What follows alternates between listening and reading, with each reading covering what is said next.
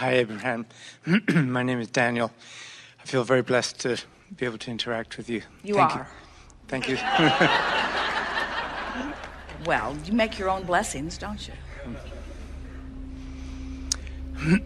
I've managed to experience quite a lot of intense contrast this life. And it's felt like hell and heaven and agony and ecstasy. And who've hated me, people who've loved me, and...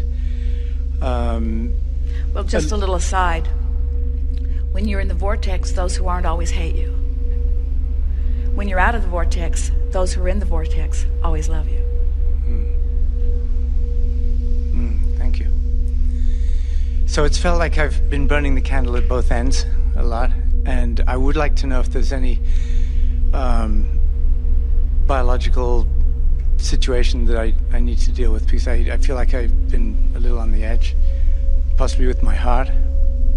Well, nothing biological, but anything that eventually becomes biological was energetic to begin with, and there's always something energetic to begin with, always something to be brought into closer balance there, you see. So when you think about, you said something as you were beginning here about, or maybe it wasn't words you spoke, maybe it was just a vibration that you were offering in a powerful way. But this notion of burning the candle at both ends, what is usually meant by that is there's not enough of me to go around. I'm going too many directions at once, or I have too many things to do. What did you mean when you said burning the candle at both ends? I think I meant experiencing almost too much of both polarities. Like a lot of my... Well, you see, there's a flaw in that premise, if that's what you mean. And so let's clear this up just a little bit. Because, first of all, do you acknowledge the way we've been depicting your human form? Do you get it that you, in your physical body, are an extension of this source energy? So, and there's no burning that candle, because that source and resource, that's always an infusing. So there's nothing being used up in this eternal nature that is you. There's no source of lack. There's just pinching off source. There's no source of darkness. There's just disallowing light. There's no source of sickness. There's just disallowing wellness, you see. And so this burning the candle at both ends can't be. It's a flawed premise. But you can view yourself in a way that you pinch yourself off from it. So you're depriving yourself of resources that are there for you. But so what? Doesn't really matter, does it? If you're depriving yourself of resources, and some maniac who's not named Abraham is not depriving themselves of resources, just because we say your resources are here, when you can't see them, you can't see them. In other words, we understand how it feels when you're outside of the vortex and it feels like there's not enough of you to go around.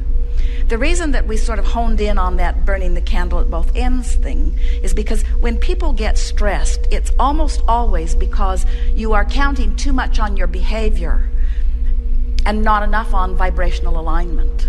And we want you to realize that if you would reduce your effort and energy just for a day or two, you could do it for just the remainder of this weekend. If you would think less about what you're doing and more about what you're thinking and how you're feeling in response to what you're thinking, in other words, your emotional feedback about your thoughts, if you could give your undivided attention to that, then what would happen is you would easily, within the day and a half that's left of this weekend, get yourself into the vortex if you really want to, and once in there, all the resistance lifts off of you. In other words, you're fueled when you're in it. So let's take your analogy, because it was meaningful to you, and let's lay the vortex analogy over it so that you can really feel what we're getting at here. So you have a candle, and let's say it's you, and it's burning.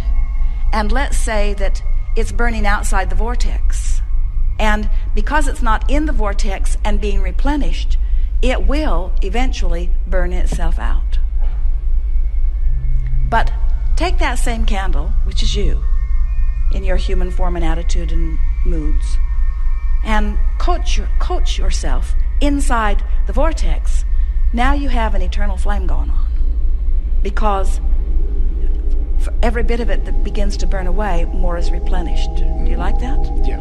There is no ending to the refueling, to the resourcing, to the rediscovering, to the new becoming.